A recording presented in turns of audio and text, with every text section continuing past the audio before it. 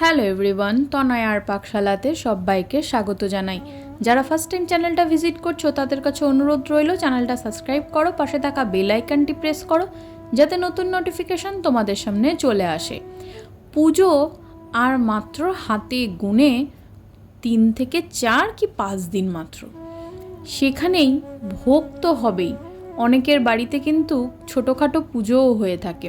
যদি তোমরা ভাবছো চাটনি খেতে ইচ্ছা করছে, কিন্তু চাটনি বললেই প্রথমেই যে জিনিসটা আমাদের মাথায় আসে তার থেকে একটু হাটকে বা একটু আলাদা রকমের চাটনি, খেতে অসাধারণ লাগে।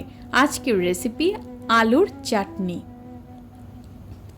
এর জন্য দেখো এখানে আমরা 3টে বড় সাইজের আলু নিয়েছি, যেগুলোকে ফ্রেশ করে ধুয়ে রাখা রয়েছে। খোসা ছাড়িয়ে এরকম গ্রেটারের সাহায্যে একটু গ্রেট করে নেব। এটা আমরা ছোট ফাঁকা যে গ্রেটারের দাগটা থাকে সেটা দিয়ে গ্রেট করলাম, বড়টা দিয়ে নয়।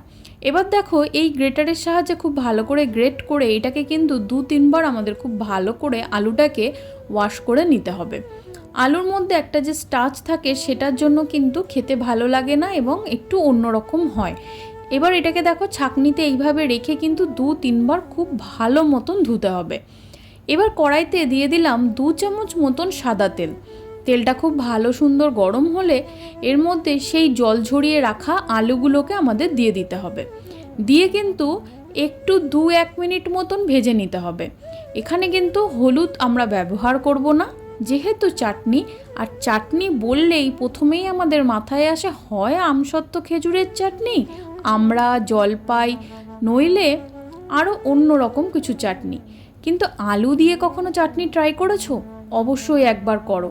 আর দেওয়া হয়েছিল একটুখানি নুন দিয়ে, দেখো খুব ভালো করে একটু এদিক ওদিক করে নিয়ে পরিমাণ মতন কিন্তু জল দিয়ে দিতে হবে। এখানে খুব বেশি জল আমরা ইউজ করিনি। 3টে আলুর জন্য আমরা এখানে চায়ের কাপ মেপে 2 কাপ মতন জল দিয়েছি। দিয়ে এটাকে কিন্তু এবার আমাদের আরেকটু জল দিতে হবে, কারণ এটা সিদ্ধ হবে যেহেতু। 2.5 কাপ মতন জল দিয়ে ঢাকা চাপা দিয়ে এটাকে আমরা সিদ্ধ করার জন্য ছেড়ে দেবো। আলু আমাদের একদম সুন্দর সিদ্ধ হয়ে গিয়েছে। তোমাদের যদি মনে হয়ে থাকে যে এখানে তোমরা কী আলু ইউজ করবে, অবশ্যই কিন্তু জ্যোতি আলু ইউজ করো। এবার ওটাকে আলাদা করে সরিয়ে রাখলাম।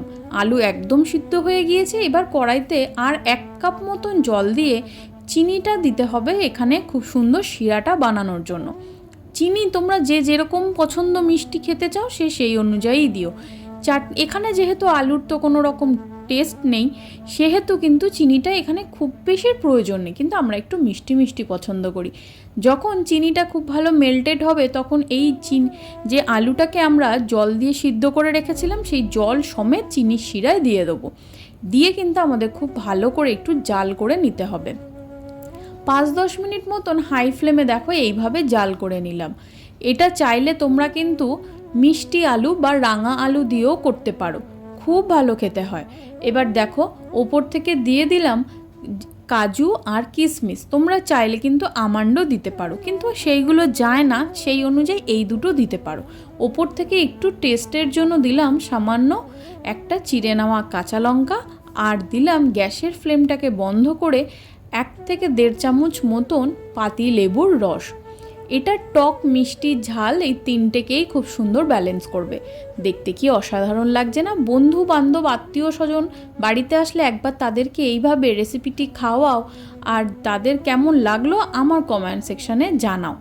অবশ্যই হাইলি একবার রেকমেন্ড করব, একবার এইভাবে আলুর চাটনি বানিয়ে দেখো। পুজোতে অনেক বাড়িতেই কিন্তু 3-4 দিন নিরামিষ হয়, একবার এইভাবে ট্রাই করো আর কমেন্ট সেকশানে জানাও। ধন্যবাদ, দেখা হচ্ছে আরও একটা রেসিপি।